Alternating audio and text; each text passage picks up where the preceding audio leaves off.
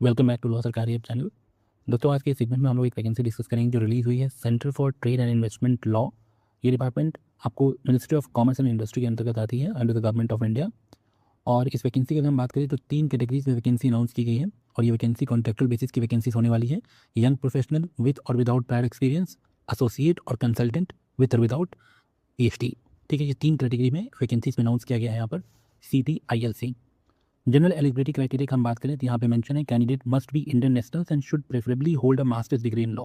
तो ये आपको प्रेफरेंस दी, आपको मास्टर LLM आपका होना चाहिए लॉ में। एंड द सेकंड कैटेगरी जो है, दूसरी जो जनरल एलिजिबिलिटी है वो है कि candidate must have excellent legal professional skill with demonstrated interest and experience in international law, international trade law, investment law and related fields listed in part A.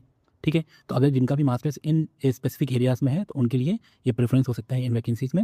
ठीक है, अगर हम बात करें पर्टिकुलरली कंसल्टेंट पोस्ट के लिए विद PhD और consultant without PhD, आप सैलरी स्ट्रक्चर देख सकते हैं 1,45,000 से लेकर के 2,65,000 तक की सैलरी आपको यहाँ पर प्रोवाइड की जाएगी।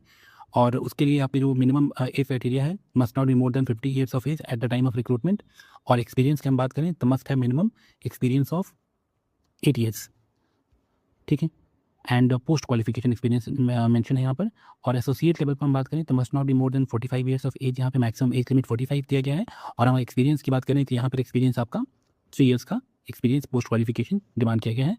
और उसी तरीके से अगर हम यंग प्रोफेशनल की बात करें तो यहाँ पे एज क्राइटेरिया आपका मैक्सिमम हो जाएगा 35 years of the age at the time of recruitment. And यहाँ पे मिनिमम 1 ईयर का पोस्ट क्वालिफिकेशन एक्सपीरियंस आपका डिमांडेड है।